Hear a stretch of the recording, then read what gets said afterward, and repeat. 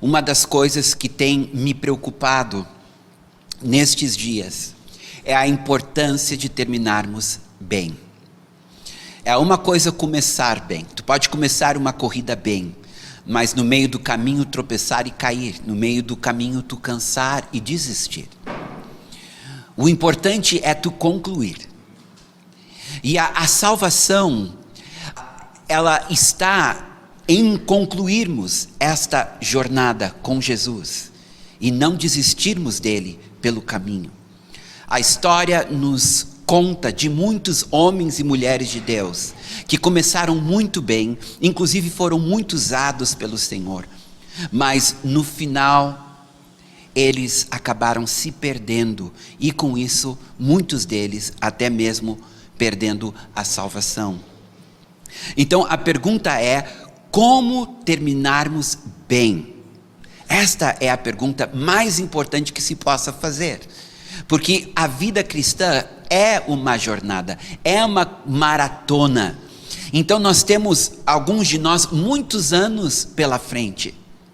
Isso significa muitas tentações, muitas provações, muitas tribulações, muitos desafios, muitas tempestades, muitas escolhas e decisões. Alguns de nós temos décadas pela frente. E durante estes anos, na medida que o tempo vai passando, o desafio é não perder o primeiro amor. É não tirar os olhos da cruz. É não tirar os olhos de Jesus, que está no final da corrida, nos aguardando. E me parece que Paulo, na sua última carta, antes da sua execução, escrevendo para o seu discípulo amado, um dos seus filhos espirituais, chamado Timóteo, ele, ao encerrar a sua carta, ele escreve em 2 Timóteo capítulo 4, versículos 6 a 8, quanto a mim, estou sendo já oferecido por libação e o tempo da minha partida é chegado. Combati o bom combate, completei a carreira, guardei a fé. Já agora a coroa da justiça me está guardada, a qual o Senhor, reto juiz, me dará naquele dia. E não somente a mim, mas também a todos quantos amam a sua vinda. Esta última frase aqui deixa muito claro que o combater o bom combate, o completar a carreira e o guardar a fé são as três práticas que nós, como cristãos, devemos ter em nossas vidas para terminarmos bem. São essas três esferas das quais dependem um final feliz. Nós já falamos sobre a primeira delas, que é combater o bom combate. Nós aprendemos que nós temos três inimigos, que é o mundo, a carne e o diabo. E nós precisamos constantemente, no decorrer desta jornada, enfrentarmos esses três inimigos. Depois nós vimos que nós estamos numa corrida. Esta corrida da vida é uma, como eu disse antes, é uma maratona e não 100 metros rasos. Esta corrida, para ser uma boa corrida, ela deve seguir o trajeto que Deus estabeleceu para cada um. Há um trajeto, há um destino, há um propósito que Ele estabeleceu para cada um, e é nossa responsabilidade buscar em Deus a sua vontade para as nossas vidas. Como nós lemos, Davi serviu a sua geração. Cada um de nós nascemos para um tempo como este, porque Deus tem um propósito com a tua vida. Ele te preparou para um tempo como este. Ele tem planos, propósitos, tarefas, missões, que só tu pode cumprir.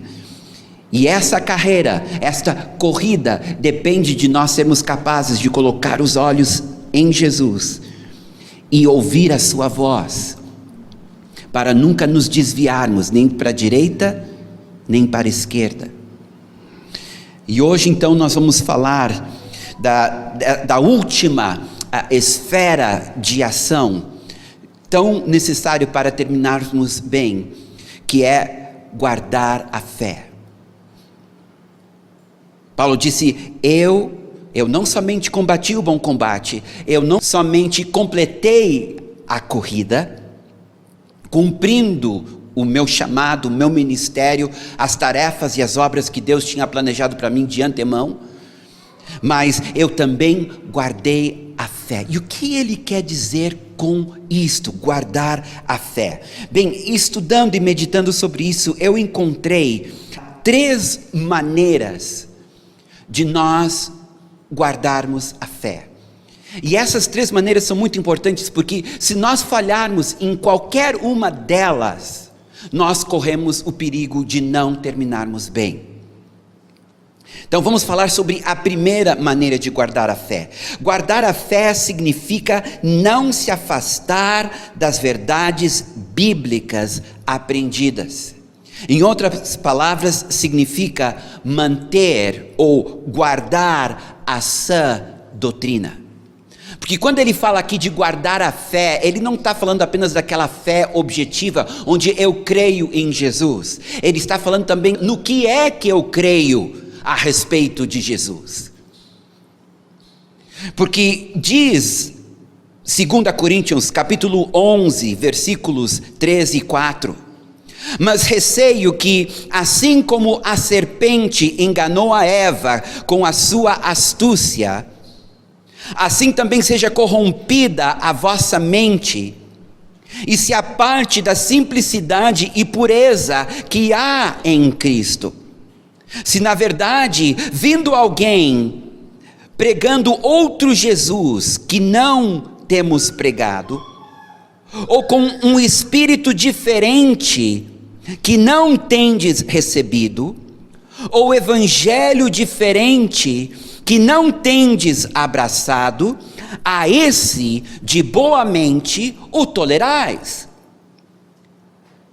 Aqui Paulo, ele está exortando, chamando a atenção da igreja de Corinto, dizendo, olha, vocês não têm discernimento, vocês recebem qualquer mestre, qualquer profeta, qualquer apóstolo, e há um perigo grave nisto, porque ele diz em outro lugar, em 1 Timóteo capítulo 4, versículo 1, ora o Espírito Santo afirma expressamente que nos últimos tempos alguns apostatarão da fé, isto é, se desviarão da fé, deixarão de guardar a fé, por obedecerem a espíritos enganadores e a ensinos de demônios.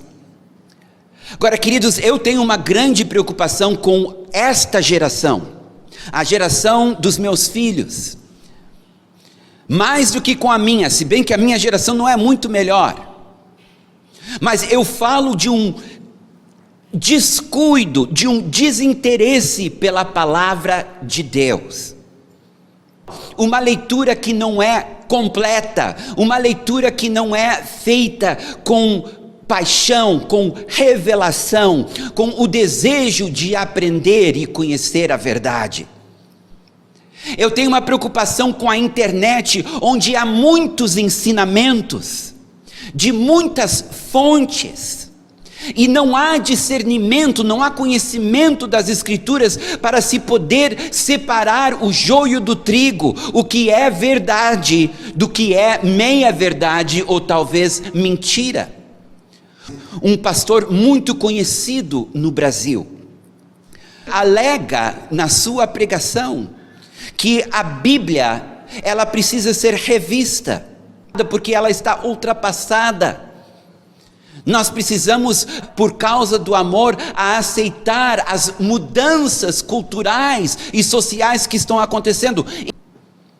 Agora, se tu não conhece a palavra de Deus, tu ouve a pregação deste homem, e ele te convence. Ele te convence que a igreja precisa realmente rever muitas coisas, porque a Bíblia foi escrita numa outra época, numa outra cultura, dentro de uma outra realidade, e nós precisamos rever as Escrituras à luz da realidade dos dias de hoje. Eu estou preocupado, porque nós estamos buscando o poder de Deus e nós esquecemos que há mistura muitas vezes. Olha o que Paulo disse em 2 Coríntios 11, 3-4, nós acabamos de ler. Se alguém pregar um outro Jesus, que não o que temos pregado, o que ele quer dizer com isso? Olha, se alguém vier para ti dizendo que Jesus foi criado, se alguém vier para ti dizendo que Jesus não foi totalmente homem, ou que ele não foi totalmente Deus, entendeu? Tem pessoas que estão pregando um Jesus diferente daquele que a Bíblia ensina.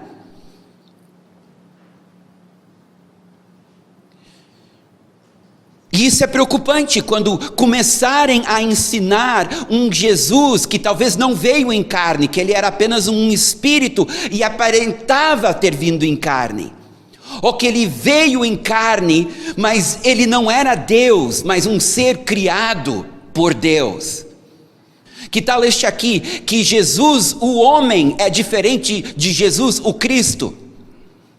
Que Jesus, o homem, recebeu o Espírito do Cristo, e na hora que ele foi morto na cruz, o Cristo deixou Jesus, o homem, porque o Cristo não pode sofrer. São tudo heresias, mentiras. Jesus não foi criado, ele é Deus, ele sempre existiu, ele se fez homem, carne, igual a nós, ele era totalmente homem, ele era totalmente Deus, ele morreu e no terceiro dia ele ressuscitou e ele vai voltar. Esta é a verdade, este é o credo da igreja. Agora, se tu não sabe disso, há espíritos enganadores, ensinos de demônios, muito convincentes. Então, guardar a fé significa conhecer aquilo que tu crê, senão nós seremos enganados sim, porque está cheio de engano na internet. Se vocês receberem um espírito diferente daquele que tendes recebido, queridos, deixa eu dizer uma coisa, eu amo o poder de Deus, eu amo a profecia, eu amo ver o Senhor curar, eu amo ver o Senhor libertar, eu amo as manifestações do Espírito, eu amo a unção, mas eu já vi com os meus olhos, eu já presenciei mistura, onde uma pessoa, ela começa a ministrar no sobrenatural, só que não é o sobrenatural do Espírito de Deus, é o sobrenatural de demônios. Teve um avivamento na década de 90, que começou muito bem, mas no final, entrou mistura, e quando vinha esta presença, que era uma mistura da presença de Deus com espíritos enganadores, as pessoas começavam a se comportar como animais. Algumas uivavam e latiam como cachorros e se tornavam em animais. E eu lendo uma carta do Derek Prince, ele escreve assim, que o Espírito é santo. E santidade fala de algo que é nobre. O Espírito nunca vai nos humilhar, nunca vai nos denegrir, nunca vai nos diminuir, nunca vai trazer escândalo ou confusão. Mas eu já vi movimentos que inicialmente eram puros e depois se tornaram misturados. Cuidado com essas pessoas que ministram, que tu não conhece bem a sua vida, o seu caráter, os frutos, porque tem pessoas que amam o Senhor, mas há mistura na vida delas, entendeu? Se a pessoa está ministrando e ela tem mágoas e ela tem feridas no coração, ela vai ministrar com essas mágoas e essas feridas. Se ela não tem discernimento, se ela não tem fundamento nas Escrituras, ela não vai discernir quando é o Espírito que está se movendo através dela, ou um demônio que está se movendo através dela. Teve um homem grandemente usado por Deus, chamado William Branham. Talvez ninguém dentro do século XX foi tão usado para curar enfermos. Ninguém que teve tanta palavra de conhecimento. Dizem que ele nunca errou. Ele dizia teu nome, teu endereço, tua idade, por que tu estava ali e o que Deus estava fazendo contigo. No entanto, a soberba encheu o seu coração. E o Ern Baxter, que era quem ministrava junto com ele, um irmão que inclusive teve em Porto Alegre, um grande mestre da palavra, era quem ensinava dentro do ministério dele, abandonou o ministério do William Branham, porque ele um dia falando com Derek Prince, ele disse: Derek, é o seguinte, o William Branham no final do seu ministério, ele ministrava com dois espíritos, o Espírito do Senhor e um outro espírito. E quando esse outro espírito entrava, o Espírito do Senhor se retirava. Então, se nós não temos discernimento, se nós não conhecemos as Escrituras, eu aguardo um avivamento, gente, eu aguardo, eu espero, eu creio, estou orando por isso. Mas mesmo em meio aos avivamentos, espíritos de engano podem entrar. Então nós precisamos conhecer a palavra, nós precisamos conhecer a verdade, nós precisamos ter discernimento para saber quando o Espírito que está se movendo, a fonte é o Espírito Santo e não um outro Espírito, porque Satanás também faz milagres, Satanás também faz sinais e maravilhas, ele sempre fez e ele continua fazendo.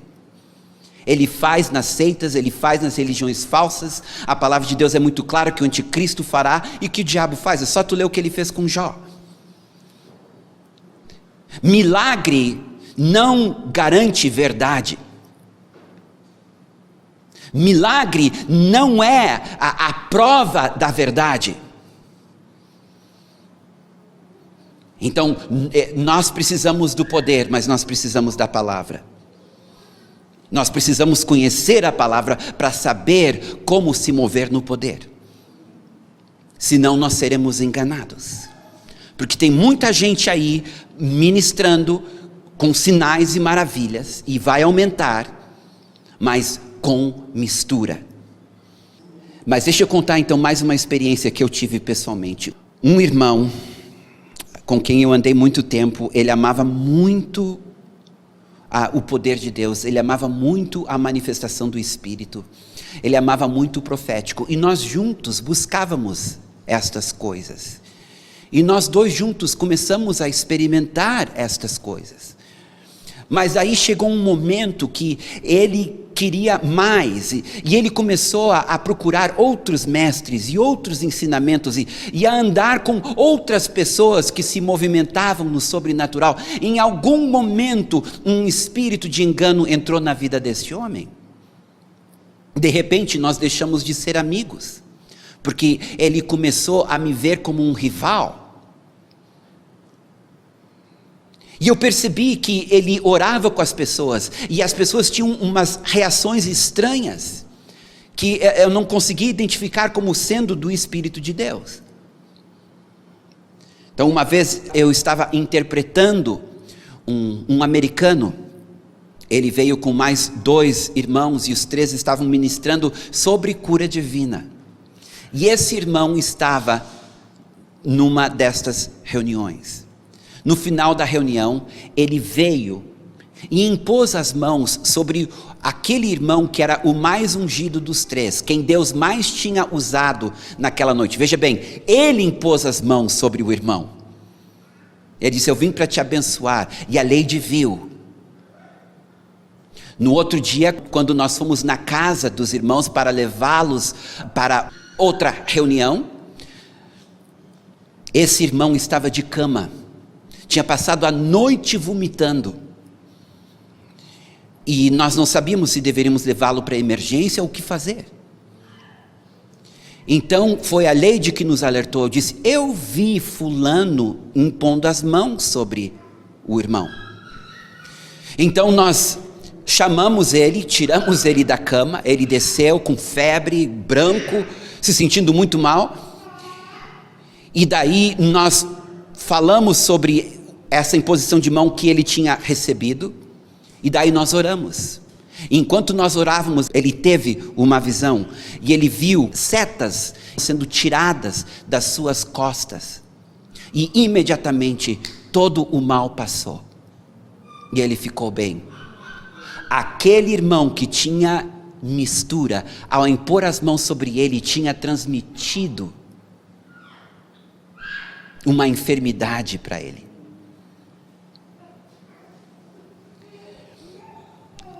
Na medida que caminhamos para o fim, os sinais e as maravilhas vão aumentar, tanto da parte de Deus, como da parte das trevas. E se nós não conhecermos as Escrituras, se nós não conhecermos a verdade, se nós não tivermos discernimento, nós poderemos ser enganados. Amém? Vamos ficar de pé?